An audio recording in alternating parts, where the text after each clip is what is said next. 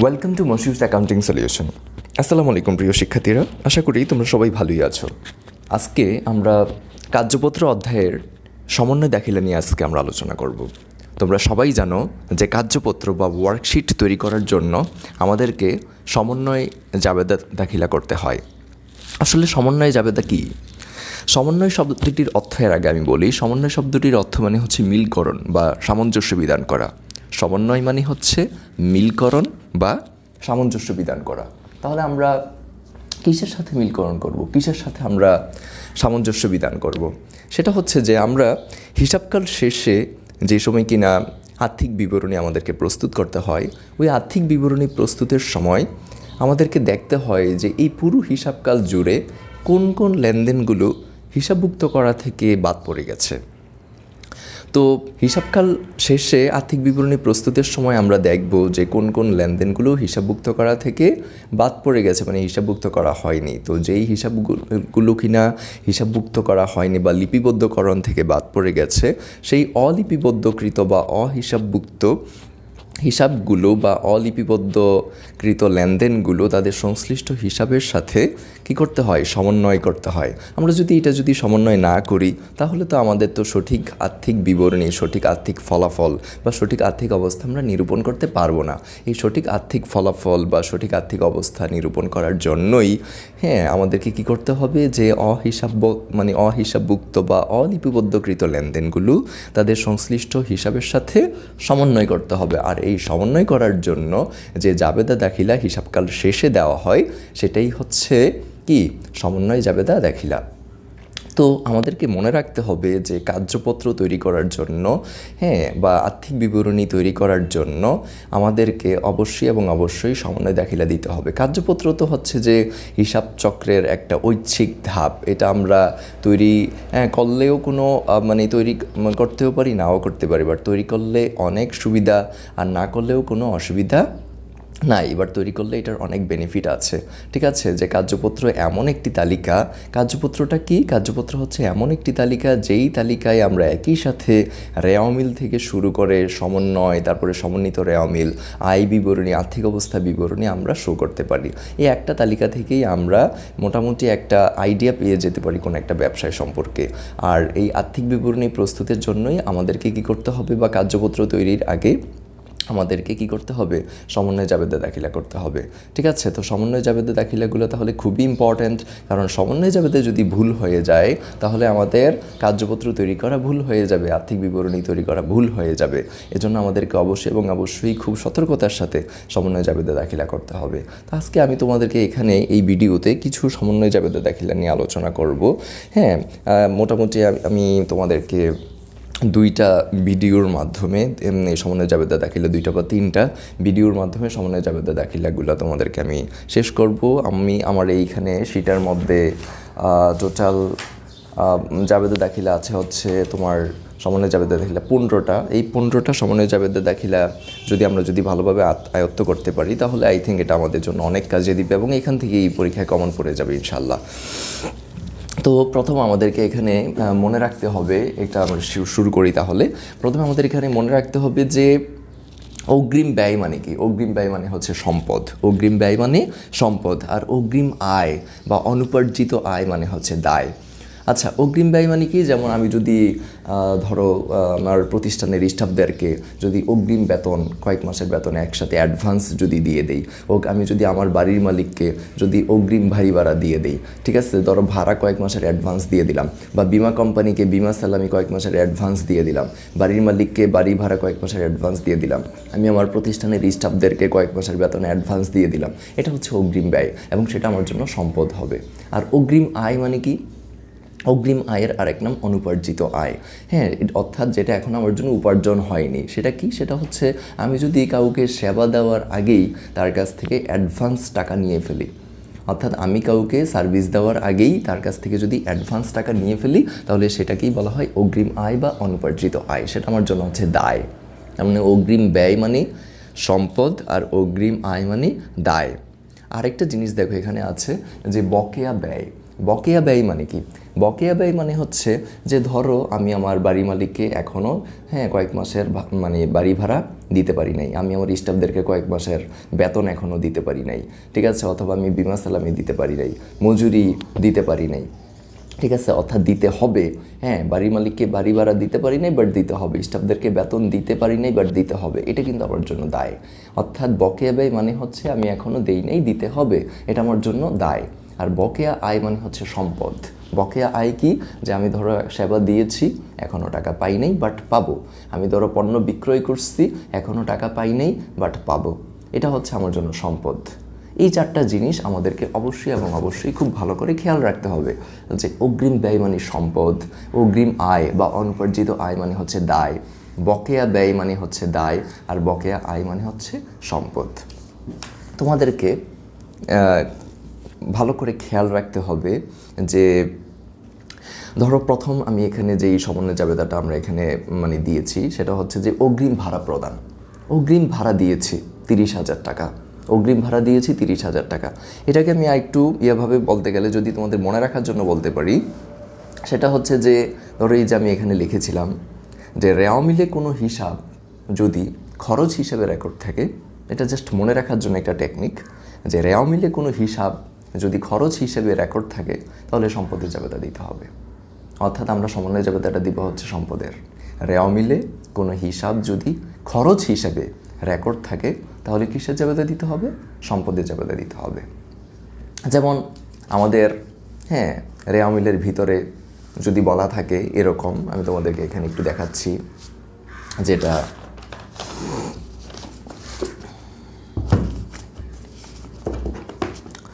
ধরো আমাদের এখানে বলা আছে, তোমরা একটু বইটার দিকে দেখো, যেমন আমাদের এখানে বলা আছে হচ্ছে বেতন। আমাদের এখানে কি বলা আছে? বেতনের কথা বলা আছে। তো বেতন কি?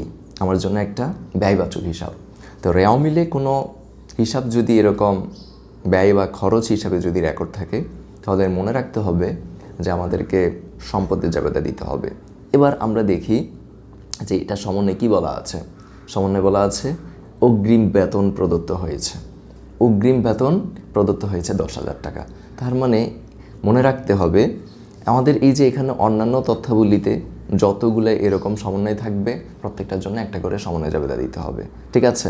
তো দেখো আমরা ফার্স্ট আমরা সমন্বয়টা পড়ি। আমরা সমন্বয়টা পড়ে দেখতেছি কি লেখা আছে, যে অগ্রিম বেতন প্রদত্ত হয়েছে 10,000। এটা দেখি সাথে সাথে আমরা জাবেদা দিয়ে ফেলবো না, আমরা আগে দেখবো রেওয়া মিলে এটা সম্পর্কে কী বলা আছে। রেওয়া মিলে এটা কি সম্পদ হিসাবে আছে নাকি খরচ হিসাবে আছে? তো রেওয়া মিলে দেখতেছি বেতন, এটা শুধু বেতন, এখানে কোনো অগ্রিম বেতন লেখা নেই, শুধু বেতন আছে, তার মানে এটা বেতনটা খরচ হিসাবে আছে। আর খরচ হিসাবে থাকলে সম্পদের জাবেদা দিব। আবার সমন্বয় বলে দিছে অগ্রিম বেতন প্রদান করছে তুমি 10,000, ঠিক আছে? তার মানে এখন তোমাকে এটার অগ্রিম বেতন আমার জন্য কি সম্পদ না, আর শুধু বেতন আমার জন্য কি খরচ? শুধু বেতন আমার জন্য খরচ আর অগ্রিম বেতন আমার জন্য কি সম্পদ। তো রেওয়া মিলে কোনো হিসাব যদি খরচ হিসাবে থাকে সম্পদের জাবেদা দিবা, মানে অগ্রিম বেতন যে প্রদান করছে এটার জাবেদা দিবা, ঠিক আছে? তাহলে জাবেদাটা কি হবে? অগ্রিম বেতন ডেবিট, ভাড়া হিসাব ক্রেডিট 10,000। আমরা জাবেদাটা কি দিব?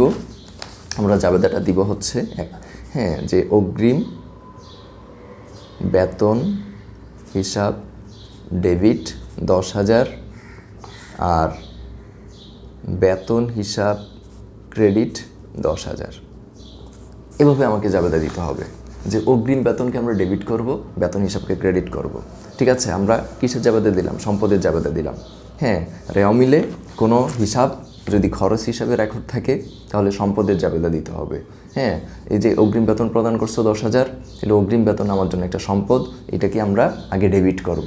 অগ্রিম বেতনকে আমরা ডেবিট করব, বেতন হিসাবকে আমরা ক্রেডিট করব। এর মাধ্যমে আমাদের এই লেনদেনটা জাবেদা দেওয়া শেষ হবে, ঠিক আছে? আচ্ছা, তারপরে আমি তোমাদেরকে যেহেতু প্রথম এটা দিয়ে শুরু করেছি, এটা আবার একটু দেখাই। দেখো এখানে এই লাইনটা আমি লিখেছি যে রেওয়া মিলে কোনো হিসাব যদি খরচ হিসেবে রেকর্ড থাকে তাহলে সম্পদের জাবেদা দিতে হবে।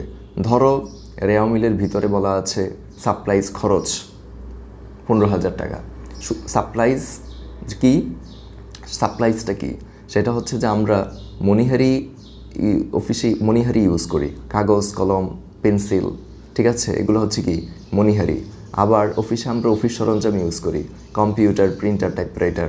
আবার এর মাঝামাঝি ছোটোখাটো কিছু জিনিস ইউজ করা হয়, যেমন ক্যালকুলেটর ইউজ করা হয়, তারপরে হচ্ছে যে ধরো দেয়াল ঘড়ি ইউজ করা হয়, অর্থাৎ যেগুলো কিনা মণিহারি থেকে বড় বাট অফিস সরঞ্জাম থেকে ছোট, এরকম জিনিসগুলোকে সাপ্লাইজ বলা হয়।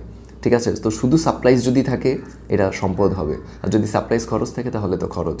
তো রেওয়া মিলে এই জিনিসটা, ধরো এটা একটা রেওয়া মিলের ভিতরে এটা কি হিসাবে রেকর্ড আছে? খরচ হিসাবে রেকর্ড আছে। ঠিক আছে, আমরা সমন্বয় দেখি, সমন্বয় কি বলা আছে? বছর শেষে সাপ্লাইজ হাতে আছে 5,000 টাকা। তো মনে রাখতে হবে যে রেওয়া মিলে কোনো হিসাব যদি খরচ হিসেবে রেকর্ড থাকে, আগেভাগে তোমরা ডিসাইডেড মনে মনে সিদ্ধান্ত নিয়ে নিবা যে রেওয়া মিলে এটা কী হিসাবে আছে। রেওয়া মিলে এটা খরচ হিসাবে আছে, তাহলে অ্যাট ফার্স্ট আমাকে মনে রাখতে হবে ওই লাইনটা যে রেওয়া মিলে কোনো হিসাব যদি খরচ হিসাবে থাকে সম্পদের জাবেদা দিবা। এবার দেখো সমন্বয় কী বলছে, বছর শেষে সাপ্লাইজ হাতে আছে 5,000, বছর শেষে সাপ্লাইজ হাতে আছে কি 5,000। তো মনে রাখতে হবে সারা বছর ইউজ করার পরে বছর শেষে যেটা হাতে থাকে সেটাই হচ্ছে সম্পদ, সেটাই কি সম্পদ। এখন অনেক স্টুডেন্ট মনে করতে পারে যে এখানে সাপ্লাইজ খরচ আছে 15,000, আবার বছর শেষে সাপ্লাইজ হাতে আছে 5,000, আমি কোনটার জাবেদা দিব, কিসের জাবেদা দিব? মনে রাখতে হবে যেহেতু রেওয়া মিলের ভিতরে খরচ হিসাবে এই হিসাবটা খরচ হিসেবে আছে, সম্পদের জাবেদা দিবা। আর সমন্বয় যেহেতু বলেই দিচ্ছে বছর শেষে সাপ্লাইজ হাতে আছে 5,000, তার মানে বছর শেষে যেটা হাতে থাকে সেটাই সম্পদ, তার মানে এই 5,000 টাকার জাবেদা আমরা দিব। তাহলে জাবেদাটা কি হবে? জাবেদাটা হবে যে অব্যবহৃত সাপ্লাইজ হিসাব ডেবিট আর সাপ্লাইজ হিসাব ক্রেডিট 5,000। অব্যবহৃত সাপ্লাইজ ডেবিট আর সাপ্লাইজ হিসাব ক্রেডিট কি 5,000। তার মানে আমরা বুঝতে পারলাম অব্যবহৃত অর্থাৎ এই যে বছর শেষে যেটা অব্যবহৃত থেকে যায় সেটাই সম্পদের জাবেদাটা দিলাম। অর্থাৎ যার জাবেদা দিতে হবে তাকে ডেবিট করতে হবে। যদি খরচের জাবেদা দিতে হয় খরচকে ডেবিট করব, সম্পদের জাবেদা দিতে হলে সম্পদকে ডেবিট করব। ঠিক আছে, তোমাকে অ্যাট ফার্স্ট আগে আমরা সমন্বয়টা পড়ব। হ্যাঁ, এরকম মানে রেওয়া মিল তো থাকবে, আবার সমন্বয় থাকবে। অ্যাট ফার্স্ট আমরা সমন্বয় পড়ব, তারপর রেওয়া মিলের দিকে তাকাবো, রেওয়া মিল এটা কী হিসাবে রেকর্ড আছে। আমরা দেখতেছি যে সমন্বয় বলা আছে বছর শেষে সাপ্লাইজ হাতে আছে 5,000, এটা দেখি আমরা সাথে সাথে জাবেদা দিয়ে ফেলবো না, আমরা আগে রেওয়া মিলের দিকে তাকাবো। রেওয়া মিলে দেখবো এটা কী হিসেবে আছে, খরচ হিসাবে আছে নাকি সম্পদ হিসাবে আছে। যদি দেখি খরচ হিসাবে থাকে তখন সম্পদের জাবেদা দিবা, আর যদি দেখো সম্পদ হিসাবে থাকে তখন খরচের জাবেদা দিবা। বুঝতে পারছো কথা? যার জাবেদা দিতে হবে তাকে ডেবিট করতে হবে। এখানে যেহেতু সাপ্লাইজ খরচ হিসাবে আছে তার মানে সম্পদের জাবেদা দিব, আর যেহেতু সম্পদের জাবেদা দিতে হবে এই 5,000 টাকাকেই ডেবিট করতে হবে অব্যবহৃত সাপ্লাইজ নামে, যে অব্যবহৃত সাপ্লাইজ ডেবিট, সাপ্লাইজ হিসাব ক্রেডিট 5,000 টাকা। আশা করি তোমরা বুঝতে পারলে। এরপর আরেকটা জিনিস খেয়াল করো, হ্যাঁ আমি তো এই জিনিসটা তাহলে বলে দিলাম। এরপর দেখো এখানে যেই জিনিসটা বলা আছে যে রেওয়া মিলে কোনো হিসাব যদি সম্পদ হিসেবে রেকর্ড থাকে তাহলে খরচের জাবেদা দিতে হবে। এটা হলো আরেকটা টেকনিক। আরেকটাকে বলেছি রেওয়া মিলে কোনো হিসাব যদি খরচ হিসাবে থাকে তাহলে সম্পদের জাবেদা দিব, আর রেওয়া মিলে কোনো হিসাব যদি সম্পদ হিসাবে রেকর্ড থাকে তাহলে খরচের জাবেদা দিতে হবে। আর যেহেতু খরচের জাবেদা দিতে হবে খরচটাকে কী করতে হবে, ডেবিট করতে হবে। যার জাবেদা দিতে হবে তাকেই আমরা ডেবিট করব। দেখো ধরো এটা একটা রেওয়া মিলের ভিতরে লেখা আছে যে অগ্রিম ভাড়া। কি অগ্রিম ভাড়া? তো অগ্রিম ভাড়া মানে কি অগ্রিম ব্যয়, এটা আমার জন্য কি সম্পদ। অগ্রিম ভাড়া টাকাটাও কোন দিকে আছে, ডেবিট দিকে আছে। হ্যাঁ, আর আমরা তো জানি রেওয়া মিলের ডেবিট দিকে সম্পদ আর ব্যয়গুলো থাকে। তো অগ্রিম ভাড়া এটা আমার জন্য কি সম্পদ। কেন? কারণ এই যে অগ্রিম ব্যয় আমরা বলেছি অগ্রিম ব্যয় মানে কি, অগ্রিম ব্যয় মানেই হচ্ছে সম্পদ। তো রেওয়া মিলে এই আইটেমটা, এই হিসাবটা যেহেতু সম্পদ হিসাবে আছে তাহলে আমরা কিসের জাবেদা দিব, খরচের জাবেদা দিব। কিসের জাবেদা, খরচের জাবেদা। এটা আমরা মনে মনে সিদ্ধান্ত নিয়ে নিচ্ছি। এবার আমরা দেখি সমন্বয়ে কী বলা আছে। আচ্ছা, অগ্রিম ভাড়ার মেয়াদ উত্তীর্ণ হয়েছে 12,000। অগ্রিম ভাড়ার মেয়াদ উত্তীর্ণ হয়েছে কত টাকা, 12,000 টাকা। তো মনে রাখবা মেয়াদ উত্তীর্ণ বা মেয়াদ অতিক্রান্ত হয়ে যাওয়া, নিঃশেষিত হয়ে যাওয়া মানে খরচ হয়ে যাওয়া। ঠিক আছে, মেয়াদ উত্তীর্ণ বা মেয়াদ অতিক্রান্ত হয়ে যাওয়া অথবা কোনো অগ্রিম ব্যয় নিঃশেষিত হয়ে যাওয়া মানে খরচ হয়ে যাওয়া। ঠিক আছে, তার মানে অগ্রিম ভাড়া, আগে তুমি বিমা কোম্পানিকে আমরা অগ্রিম ভাড়া দিয়েছি হচ্ছে 30,000, এটা আমার জন্য একটা সম্পদ ছিল। ওই 30,000 টাকার মধ্যে 12,000 টাকা মেয়াদ উত্তীর্ণ হয়ে গেছে। ওই 30,000 টাকার মধ্যে 12,000 টাকা মেয়াদ উত্তীর্ণ হয়ে গেছে, মানে ধরো খরচ হয়ে গেছে। অর্থাৎ ধরো আজকে আমি আমার বাড়ির মালিককে 6 মাসের বাড়ি ভাড়া অ্যাডভান্স দিয়ে দিলাম, এটা আমার জন্য একটা সম্পদ। বাট যতই মানে আজকের দিনে আমি যদি আমার বাড়ির মালিককে 6 মাসের বাড়ি ভাড়া অ্যাডভান্স দিয়ে দিই এটা আমার জন্য একটা সম্পদ হবে। ঠিক আছে, আমি বলতে পারবো যে হ্যাঁ অগ্রিম ভাড়া দিয়েছি, এটা আমার জন্য সম্পদ। কিন্তু যখনই আস্তে আস্তে মাসকে মাস এভাবে অতিক্রান্ত হয়ে যাবে, 6 মাস যখন অতিক্রান্ত হয়ে যাবে, 6 মাস পরে গিয়ে কিন্তু আমি কিন্তু বলতে পারবো না এখন এটা আমার জন্য সম্পদ, কারণ তখন তো মেয়াদ অতিক্রান্ত হয়ে যাবে। 6 মাস পরে গেলে তখন বলতে হবে এটা পুরোটাই আমার জন্য কি খরচ। তার মানে মনে রাখতে হবে মেয়াদ উত্তীর্ণ হয়ে যাওয়া মানে খরচ হয়ে যাওয়া। এখন এখানে বলছে যে অগ্রিম ভাড়ার মেয়াদ উত্তীর্ণ হয়ে গেছে 12,000, তার মানে অগ্রিম ভাড়ার খরচ হয়ে গেছে কত 12,000। আর আমরা কিসের জাবেদা দিব বলেছি? আমরা বলেছি আমরা খরচের জাবেদা দিব। কেন? কারণ রেওয়া মিলের ভিতরে এই আইটেমটা যেহেতু সম্পদ হিসাবে আছে, খরচের জাবেদা দিতে হবে। আর মানে এই 12,000 টাকা খরচের জাবেদা দিবা এবং এটাকে ডেবিট করতে হবে। তাহলে জাবেদাটা কি হবে? ভাড়া খরচ ডেবিট, অগ্রিম ভাড়া ক্রেডিট। অর্থাৎ যার জাবেদা দিতে হবে তাকেই ডেবিট করবো, এটা হচ্ছে মনে রাখার টেকনিক। যার জাবেদা দিব তাকে ডেবিট করব। এখানে আমরা বলেছি রেওয়া মিলে কোনো হিসাব যদি সম্পদ হিসাবে থাকে তাহলে খরচের জাবেদা দিব, আর খরচের জাবেদা দিতে হলে তাকেই ডেবিট করতে হবে। আমরা বলেছি যে যার মানে খরচের জাবেদা দিতে হলে খরচকে ডেবিট করব, সম্পদের জাবেদা দিতে হলে সম্পদকে ডেবিট করব। এখানে যেহেতু খরচের জাবেদা দিতে হবে তাহলে খরচটাকে ডেবিট করবা, ভাড়া খরচ ডেবিট আর অগ্রিম ভাড়া ক্রেডিট। আবার দেখো আরেকটা উদাহরণ আমরা বলেছি, ধরো শুধু সাপ্লাইজ লেখা আছে, এখানে কিন্তু সাপ্লাইজ খরচ লেখা নাই, শুধু সাপ্লাইজ আমার জন্য সম্পদ। তাহলে এটা হচ্ছে একটা রেওয়া মিল। রেওয়া মিলের ভিতরে যেহেতু সাপ্লাইজ আছে তার মানে এটা সম্পদ হিসাবে আছে। কি হিসাবে আছে? সম্পদ হিসাবে আছে। তো সম্পদ হিসাবে থাকলে কিসের জাবেদা দিতে হবে? সম্পদ হিসাবে থাকলে খরচের জাবেদা দিতে হবে। এটা আগে মনে মনে সিদ্ধান্ত নিয়ে নিবা, আগে দেখবা যে রেওয়া মিলের ভিতরে এটা কি হিসেবে আছে। রেওয়া মিলের ভিতরে কি এই হিসাবটা কি সম্পদ হিসেবে আছে নাকি খরচ হিসাবে আছে? যেহেতু এটা সম্পদ হিসাবে আছে, খরচের জাবেদা দিবা। এবার সমন্বয়ের দিকে দেখো, বছর শেষে সাপ্লাইজ মজুদ আছে 8,000। বছর শেষে সাপ্লাইজ কত মজুদ আছে? 8,000। ভালো করে বোঝার চেষ্টা করো যে আমি কি বলেছি, যে এখানে সাপ্লাইজটা সম্পদ হিসাবে আছে, তোমাকে মনে রাখতে হবে খরচের জাবেদা দিবা। আর বছর শেষে সাপ্লাইজ মজুদ আছে কত? 8,000। তো বছর শেষে যে সাপ্লাইজ মজুদ মানে বছর শেষে সারা বছর ধরে ইউজ করার পরে সেটা বছর শেষে রয়ে যায়, এটাই তো সম্পদ। এখন কি তুমি কি এই 8,000 টাকা জাবেদা দিবা? নো, এই 8,000 টাকা জাবেদা এখানে দেয়া যাবে না, কারণ আমরা তো সম্পদের জাবেদা দিব না, আমরা জাবেদা দিতে হবে খরচের। সেটা তো আমরা আগেই বলেছি, সম্পদ হিসাবে থাকলে খরচের জাবেদা দিব। তাহলে কয় টাকা খরচ হয়েছে? ধরো বছরের প্রথমে সাপ্লাইজ ছিল কত? 20,000, আর বছরের শেষে সাপ্লাইজ হাতে আছে কত? 8,000। তার মানে সারা বছর ধরে তুমি কয় টাকা সাপ্লাইজ খরচ করছো? 12,000 টাকা সাপ্লাইজ খরচ করছো। এই খরচের জাবেদা 12,000 টাকা জাবেদা দিতে হবে। ব্যাপারটা কি ক্লিয়ার? অর্থাৎ বছরের শুরুতে সাপ্লাইজ ছিল হচ্ছে 20,000, বছরের শেষে সাপ্লাইজ ধরো গোডাউনে মজুদ আছে তোমার 8,000। তার মানে সারা বছর ধরে আমি 12,000 টাকার সাপ্লাইজ কী করছি? ব্যবহার করছি, খরচ করছি। এই কারণে ওই 12,000 টাকা জাবেদা আমরা দিব যে সাপ্লাইজ খরচ ডেবিট, সাপ্লাইজ হিসাব ক্রেডিট। এটা কেন এরকম দিলাম?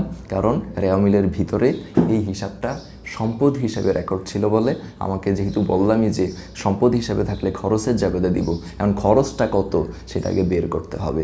সরাসরি আমরা যদি এখন যদি লিখে দিই 8,000 টাকার জাবেদা, যদি হ্যাঁ সমন্বয় 8,000 টাকার বলছে আমি 8,000 টাকা জাবেদা দিয়ে দিলাম, এটা ভুল হয়ে যাবে।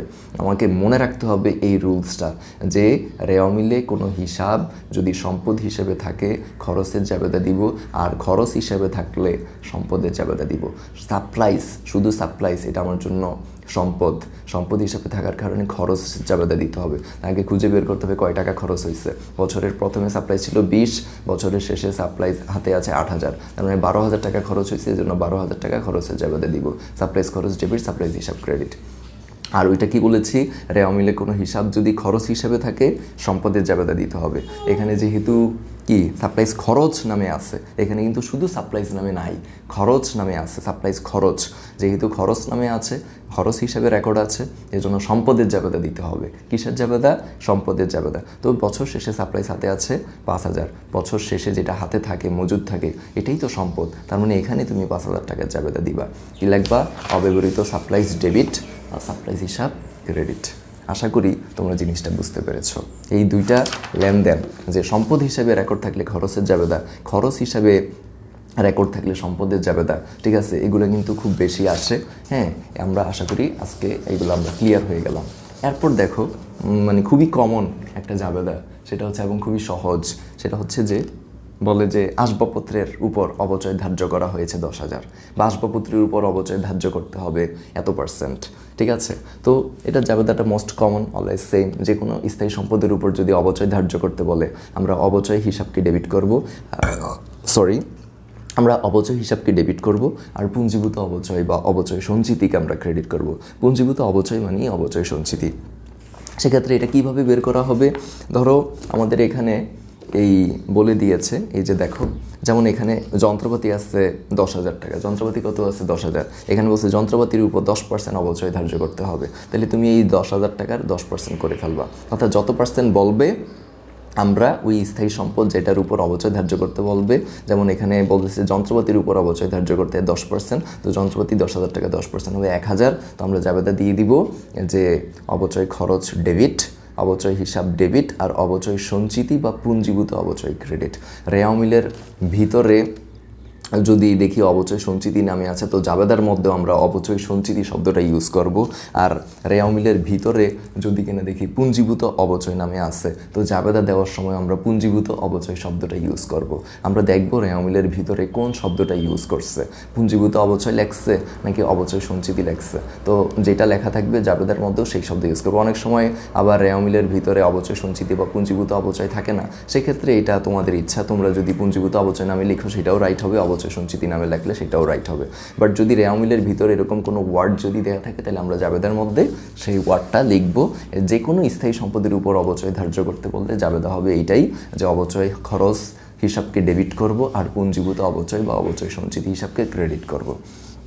এবার আসো, আমাদের এখানে বলেছে যে তোমার আরেকটা লেনদেন আমরা পড়ি, যে প্রাপ্য হিসাবের উপর 10% অনাদায়ী পাওনা সৃষ্টি করতে হবে। প্রাপ্য হিসাব মানে দেনাদারের উপর 10% অনাদায়ী পাওনা সঞ্চিতি সৃষ্টি করতে হবে। এটা ধরো রেওয়া মিলে প্রাপ্য হিসাব আছে 50,000 টাকা, আমরা 50,000 টাকা 10% করবো, কত হবে? 5,000 টাকা হবে। সেক্ষেত্রে জাবেদাটা আমরা কি দিব? অনাদায়ী পাওনা খরচ ডেবিট আর অনাদায়ী পাওনা সঞ্চিতি ক্রেডিট। অনাদায়ী পাওনা খরচ ডেবিট আর অনাদায়ী পাওনা সঞ্চিতি ক্রেডিট 5,000 টাকা। এবার আসো 7 নম্বরে আমরা আসি, সেটা হচ্ছে যে ধরো বলেছে বকেয়া বেতন বা বেতন বকেয়া রয়েছে, ভাড়া বকেয়া রয়েছে, ঠিক আছে, কমিশন বকেয়া রয়েছে, অর্থাৎ যেটা ধরো বেতন, এটা আমরা কি দেই নাই, দিতে হবে, বেতন আমরা দেই নেই, দিতে হবে, এটা আমার জন্য কি দায়। আমরা একটু আগে বলেছিলাম যে বকেয়া ব্যয় মানে দায়, বকেয়া ব্যয় মানে দায়, আর বকেয়া আয় মানে সম্পদ। এখন যদি বলে বেতন বকেয়া, ভাড়া বকেয়া, এটা বকেয়া, সেটা বকেয়া, এরকম কোনো ব্যয় যদি বকেয়া থাকে, আগে দেখতে হবে যে এটা কি ব্যয় বকেয়া আছে নাকি আয় বকেয়া আছে। যদি ব্যয় বকেয়া থাকে তাহলে সেটা তোমার জন্য দায়, ব্যয় বকেয়া থাকলে কি হবে? দায় হবে। তো যদি কোনো বেতন যদি বা ভাড়া যদি এরকম বকেয়া থাকে, তাহলে এটা আমরা জাবেদা দিব কি? বেতন হিসাব ডেবিট বা বকেয়া বেতন হিসাব ক্রেডিট। বেতন হিসাব ডেবিট আর বকেয়া বেতন হিসাব ক্রেডিট।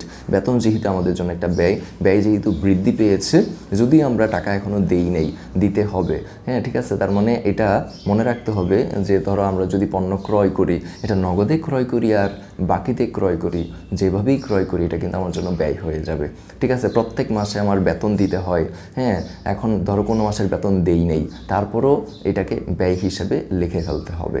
আচ্ছা, তো এখানেও ঠিক সেরকম, যে বেতন হিসাবকে আমরা, যেহেতু বেতন এটা আমার জন্য একটা ব্যয় যেহেতু বৃদ্ধি পেয়েছে, বেতন বৃদ্ধি পাওয়া বা ব্যয় বৃদ্ধি পেলে এটাকে ডেবিট করতে হয়। ব্যয় বৃদ্ধি পেলে কি করতে হয়? সবসময় ব্যয়কে ডেবিট করতে হয়। আর দায় বৃদ্ধি পেলে দায়কে ক্রেডিট করতে হয়। যেহেতু এখনও বেতন দেই নেই, দিতে হবে, আমার দায় বেড়েছে, আর দায় বাড়ার কারণে বকেয়া বেতনকে ক্রেডিট করতে হবে। যদি এখানে যদি বলে ভাড়া বকেয়া, তার মানে আমরা লিখবো ভাড়া হিসাব ডেবিট, বকেয়া ভাড়া ক্রেডিট। বেতন বকেয়া, বেতন হিসাব ডেবিট, বকেয়া বেতন হিসাব ক্রেডিট। লাস্ট আজকে আমরা যেটা পড়বো, আমি বলেছি যে আমরা 2টা ভিডিও ক্লাসের মাধ্যমে আমরা এগুলো শেষ করবো। 15টা সমন্বয় যাবে আমার এখানে আছে, তো আমি আজকে এটা লাস্ট তোমাদেরকে বলছি।